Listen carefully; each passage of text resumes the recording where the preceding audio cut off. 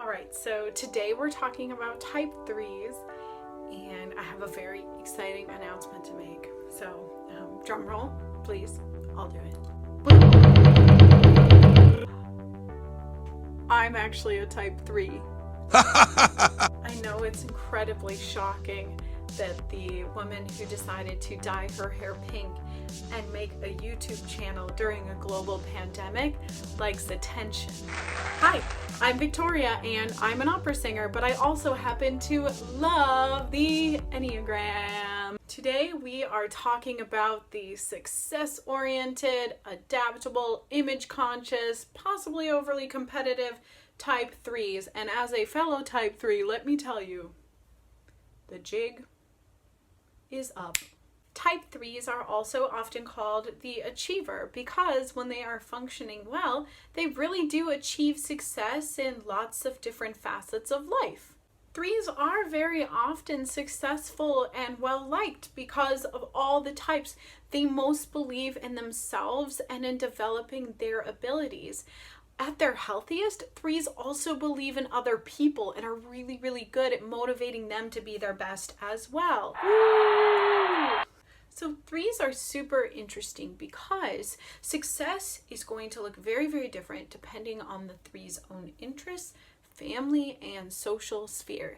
But rest assured, whatever is deemed important and valuable by a 3's culture is going to be what they seek to embody. Once 3s figure out what that thing is for them, they're super goal-oriented and they learn to behave in ways that will garner praise and positive attention. Listen, all humans need positive affirmation, attention, and encouragement to really go after what they want and to feel successful in the world.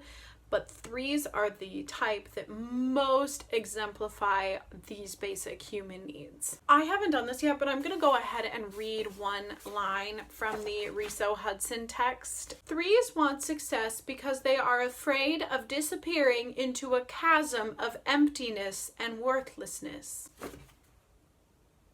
Cool. 3s, let's do this. I'm exposing y'all, but remember, I'm also exposing myself, so please don't attack me. Also, YouTube, please don't flag me for saying expose myself.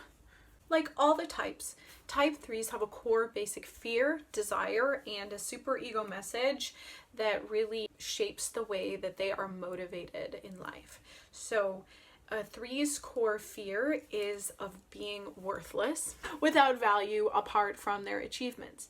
Their greatest desire then is to feel worthwhile, accepted, and valuable. You are good or okay as long as you are successful. All right, let's talk about a childhood pattern in little baby 3s. So, pretty simple here for 3s. As children, they felt for whatever reason that they were not loved for themselves. This could have been because you maybe had an especially pushy parent that wanted you to embody certain traits. For me, my parents never made me feel that sort of way. I put it on myself that I deserve love if I do good things, if I get good grades, if I do really well in the activities that I choose to do, if I pick good friends, if I don't stress them out too much. All things that I could do. And so slowly little baby 3s start to become human doings rather than human beings. Oftentimes baby 3s develop a sense of it's not okay to not be okay. You want to always be very, very pleasing to whoever your caretakers are, making them proud. Essentially, all you want to hear is, you are wonderful. I appreciate you. You do everything so well. I am proud of you, my perfect child who is great. All right, so let's talk wings in a type 3, shall we? As always, we have 2 on either side. We have a wing 2 and we have a wing 4. I would say the biggest difference between a 3 wing 2, also known as the charmer, or a 3 wing 4, also known as the professional, is that 3 wing 4s chase success in terms of their work, in terms of their career, whereas 3 wing 2s focus more on their popularity and their standing with other people. So it's kind of people versus work with the 2 of those. So a 3-wing 2 can be very kind and very, very nurturing like a 2, but also with that desire for high personal achievement of a 3. Sometimes they can substitute having like a really great public life with a less stable domestic life. So it's like behind closed doors, their life isn't as glamorous or wonderful as they might seem to make it out to be. This is the type that really knows how to like turn it on for people, and in certain situations, they need to watch out for a sort of artificial quality that ends up actually undermining their desire to be popular and well liked. So a 3-wing 4 is going to really throw themselves into their work. And the reason that they really throw themselves into their work is because they believe that their personal achievement and self-esteem comes from success in their work. They take so much pleasure in whatever craft they have chosen. 3-wing 4s are super diplomatic and charming. They can be a little bit more serious, almost resembling a type 1, as opposed to a 3-wing 2, sometimes resembling a 7.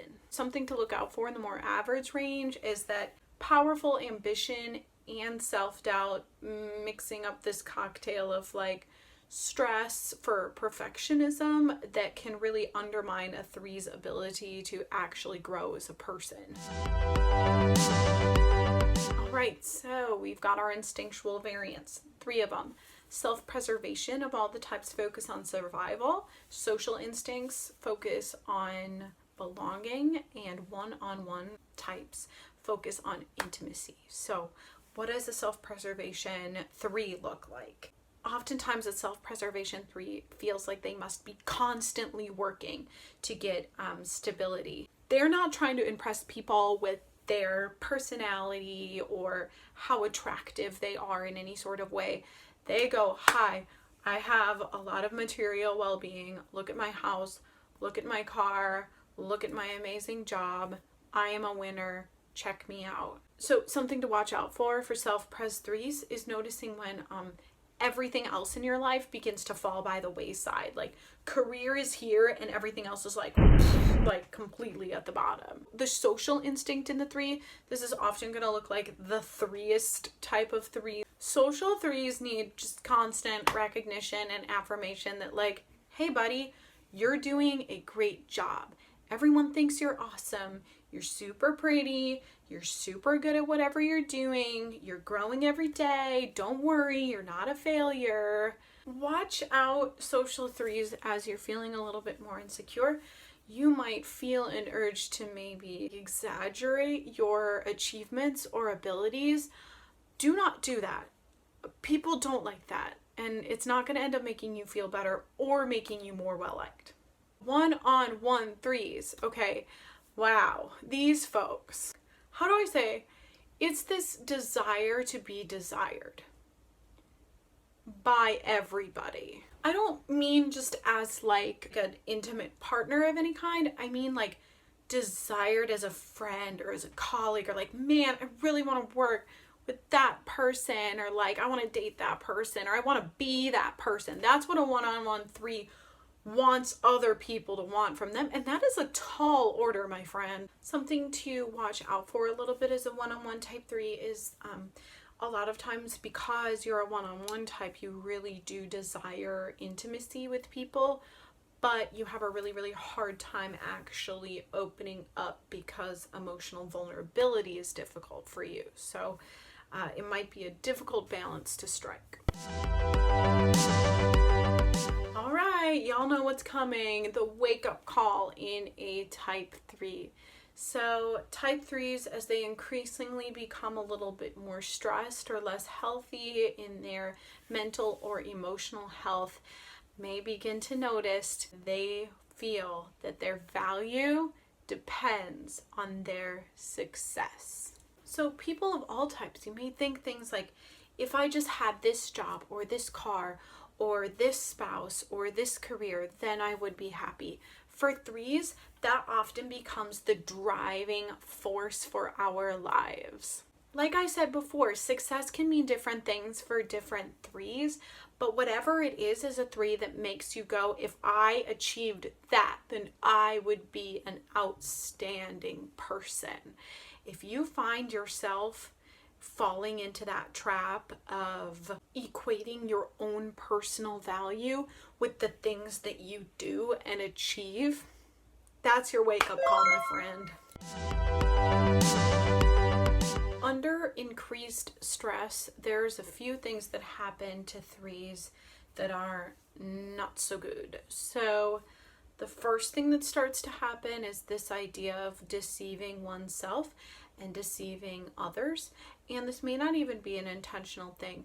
Threes are always sort of trying to like chameleon themselves, is how I describe it in myself, to fit whatever situation they're currently in. So I always say I'm never not being myself. I'm just figuring out what parts of myself I want to highlight depending on the situation I'm in. So another thing that starts to happen is threes fear intimacy with others because they want people to just think like, I've got it all together. Look at me go. My life is so great. Like, look at you. You can learn from me. And like, how great my life is. And it's like, oh, no, but like, stay over there. Because if you get any closer, you're going to find out that I'm a mess, like everyone else. Another thing that unhealthy threes can start to do is showing a little bit of signs of like narcissism or showing off to others because they're feeling so insecure that they're trying to like bolster themselves. And again, that's just like not an attractive quality, especially for a personality type that really values what other people think about them. It's not really going to paint you in the most positive light to others. So if threes ignore their wake-up call of noticing that they feel that their own personal value depends on their success, in stress, a three will move to a type 9. So what does this look like? Usually a type 3 is so like driven to achieve, driven to be productive, and all of a sudden, you know what? I'm a failure, clearly. So I'm just gonna do absolutely nothing at all. It's basically this sudden like shutdown from the relentless pursuit of success. Threes can't handle what they're doing to themselves anymore, so they just withdraw and shut down completely. Threes are usually really quick and effective with handling tasks and projects in their life, and they suddenly become disengaged and unresponsive and even complacent, looking much more like an unhealthy 9. Threes, how can we keep you from going there? I've been there before. It is not a fun place to be. Recognize when you're turning it on for people. There is nothing wrong with wanting to appear professional and put together when you're in a career context, but notice when you can still be yourself. Threes, it's okay to take a break. I know it feels like it's like this guilt sets in of like, but I could be practicing right now, or I could be learning a new skill, or I could be networking in some sort of way. It's okay to relax. And also just checking in with your feelings. Threes, we're not the greatest at feelings because I think that we feel like there are speed bumps that sort of slow us down in that relentless pursuit of success.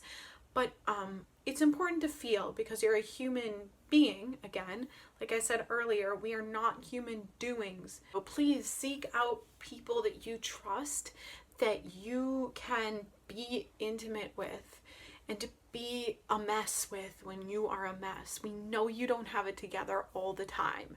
They want to listen to you, and it's really going to help if you can process your feelings with other people.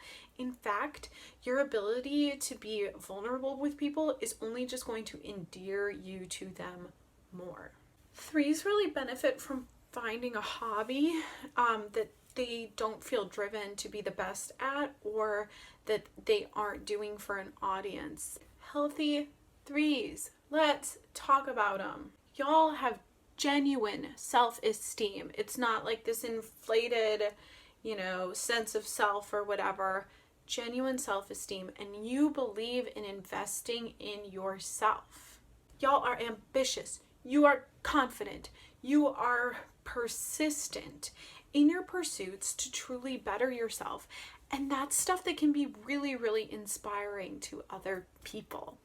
So when threes are doing really well, they actually integrate to the positive aspects of a healthy type 6. Threes at 6 are using their talents, skills, and interests to give back to whatever their community is, and to help others and even mentor them in some sort of way. So threes, you can grow as a person by having goals that go beyond your own personal interest. Have you guys ever seen that thing that is like, you are enough, right? Threes, if you continue with the belief that your achievements are what make you valuable as a person, you will never, ever, ever actually be enough. Ever. You must let go of the belief that your value is dependent on your success and the positive regard of others, because that is the only point in which you can begin to become your authentic self. Think, who am I? Why have I chosen the things that I want to do? Do I even like these things? Threes, remember this. You are valuable because you exist. Let's talk type 3s in opera. So I could be making a bold statement here, but I think a lot of singers are 3s.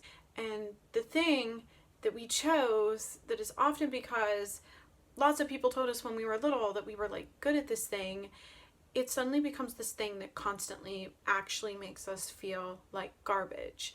And again, I hope I'm not just speaking to my own experience. If so, please fast forward. I am very sorry. But it's very interesting that a lot of type 3s find the performing arts. It makes sense. We like to be the center of attention. We like throwing ourselves into work and into achievements. But being a singer and being a type 3 are going to be at odds with each other. We receive constant rejection. That's like the opposite of what a 3 needs most in the world. And then also, type 3s really need to watch out for this idea of packaging yourself as a commodity. But guess what? That's literally what singers are told to do. Type 3s who are singers, I see you. I feel you. It's tricky for us, but you know what? You know what we can bring? We are truly able to embody so many different kinds of characters and work with so many different kinds of people because we know how to be those people. We know how to interact with all different kinds of people. Also, being a singer is really, really hard. And as a type 3, when you're going after something, you have this innate sense of drive and of work.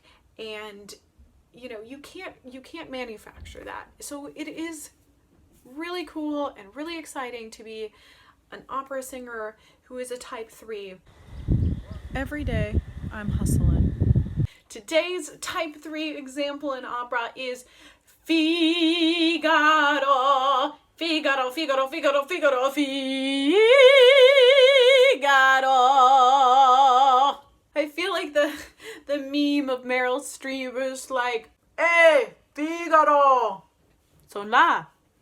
Hey, Figaro, son quoi? Figaro starts Il Barbiere di Siviglia by Rossini by entering and singing probably one of the most famous arias of all time. Of course, that type 3 energy made his aria a star. He's like, greetings, hi, hello, my name is Figaro. I'm a type 3 on the Enneagram. Let me tell you a bit about myself.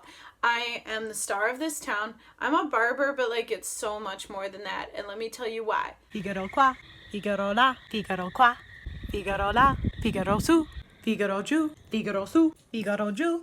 The men love me. The women love me. The kids love me. Everybody loves me. I do everything for everybody all the time. Where would Seville be without me? Sevilla would just like literally be in ruins. So yeah, anyway, that's me. How are you? Anyway, so the Count is like, okay, I need like this really crafty plan to go on. Like, who do I call?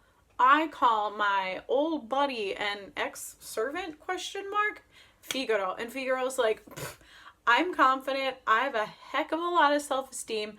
I am the factotum of this dang city. You better believe I will get Rosina for you. You got it. Figaro like sort of meets his match when he shows up to Rosina and is like, hey, you should write a letter. And she goes, sir, I have already done such a thing. Which like is honestly kind of a type 3 thing. Like, wait, you saw through that? Really? Dang it.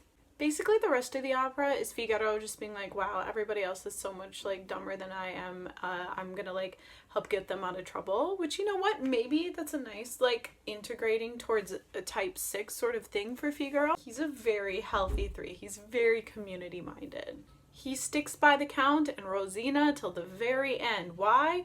Well, he got a bunch of gold, so, you know, he can, like, keep up his facade of being a very successful man in Seville, but also, I mean, Figaro obviously wants to see this plan through to the end because he said he would do something and he needs to be successful in doing it. Figaro, you're a really great type 3. You're actually a pretty dang good example. Keep on being that great old factotum of the city. Yay. 3s, let's chat a second. 3 to 3. No one is asking for you to dim your shine.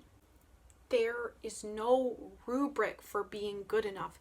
There's no such thing as arriving. You never truly make it. And I'm not just talking to artists. You know, we 3s, we've got places to go, people to see. We've got stuff to do, okay? We have big plans, and we're going to achieve those plans. But just remember, that's not what our essence is as people. When we connect with our hearts and discover what it truly means to be authentic and to share our shine with others and not just take the light for ourselves, that's when we become our best version of ourselves. Let's keep taking on the world. I believe in every single one of us. Shout out to my fellow 3s. Thank you so much for joining me on today's episode of Enneagram and Opera. Go out there and be yourself. Thank you so much for joining me on today's episode of Enneagram and Opera. I hope you liked it. Please subscribe if you haven't yet. Please share it with your friends. Please connect with me on social media. I want to talk to you and I want to help you figure out your Enneagram type if you haven't yet. Let me know which type I should do next in the comments. And I hope you have a great week. Bye!